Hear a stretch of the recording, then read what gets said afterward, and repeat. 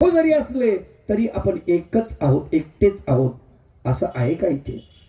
दुसऱ्याची उपस्थिती आपल्याला जाणली नाही पाहिजे, असं वाटलं पाहिजे या ढोऱ्या डोंगरामध्ये आपण आलोत ना, एकटे आहोत, कोणीच नाही इथे, कोणीच नाही आपलं. आणि कोण आहे आपलं सांगा ना तुम्ही?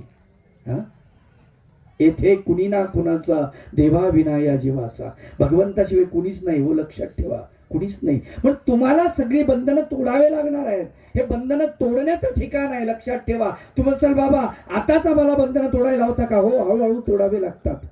तुम्ही नाही तोडलं ना, यम तोडतोच. याला काय लक्षात? तुम्ही नाही तोडलं तरी यम तोडतो.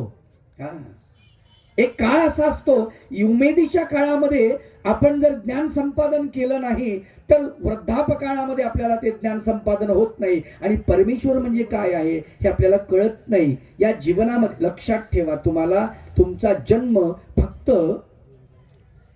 प्रपंचासाठी झालाय असं नाही.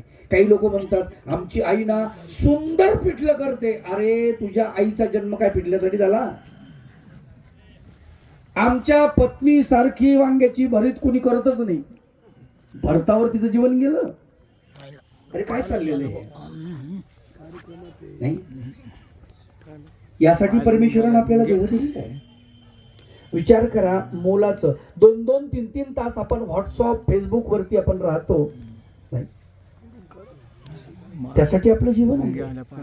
पण एकटं चालो, जाताना सुद्धा एकटं जातो, लक्षात ठेवा, एकटं जातो. आणि चक्रधर स्वामी म्हणतात की एकला विजया, जिवंतपणे आपण एकटं राहत नाही. जोपर्यंत आपण जिवंत आहे, एकटं राहण्याचा प्रघात, एकटं राहण्याचा सराव करा. एकांतात बसा, 2 मिनिट बसा, 5 मिनिट बसा, 10 मिनिट बसा, 1 तास बसा, 2 तास बसा, 1 दिवस बसा. ढोऱ्या डोंगराच्या पाठ्याशी आहे इथे. या गर्दीत तर आपण आलो, पण कधीतरी एकांतात एक वेळेस इथे या. गावात कुठेतरी ग्रस्त जरी असला, भिक्षा मागा. माधोगिरी मागतात ना वारकरी संप्रदायामध्ये, माधोगिरी मागतात, काहीच अडचण नाही.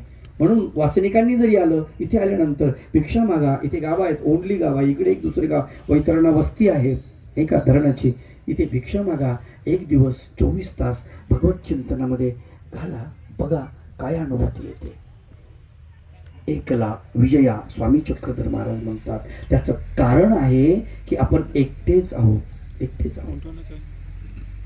एकटा माणूस भयान होतो याचं कारण आपल्याला माणसामध्ये राहण्याची सवय लागली. मेंदू आपल्याला शांत बसू देत नाही. एखाद्याला म्हटलं की नुसतं बसा, काय नुसतं शांत बसा असं जर म्हटलं तर प्रत्येक माणसं शांत बसत नाहीत. बसला कोणी माणूस तर कमीत कमी पायाची मांडी तरी हलवतो. नाही काही झालं तर मग हातच वारे करतो, हातवारे करतो. कोणी आपले बोटच चोळतो, असं असं करतो. बघा तुम्ही, कोणी कसं, कोणी कसं, कोणी मोबाईल वरती, कोणी कसं. सरळ पद्मासनात बसा असं जर म्हटलं, नाही बसत आपण. 2 मिनिटं बसून मेरुदंड ताठ, अगदी भगवत चिंतन, भगवंताचं नामस्मरण करून आपल्याला आसनात बसायचे. संप्रेक्षा नासिकाग्रम सम, नासिक जे आहे, नाक जे आहे, अग्र इथे, इथे तुमची नजर आली पाहिजे. या ठिकाणी दिशेश्चानवलोकयन, दिशा तुम्हाला दिसली नाही पाहिजे. आपले डोळे बंद करत नाही आपण, नाही का? लक्षात ठेवा. अरे डोळे बंद करा ना, दिशा नाही दिसली पाहिजे. विनाकारांचे दृश्य तुमच्या डोळ्यामध्ये घुसतायत, गरज नाही. काही अनेक घटना तुम्हाला पाहण्याची गरज नाही, पण घुसतात. मग अशा ठिकाणी डोळे बंद करा ना.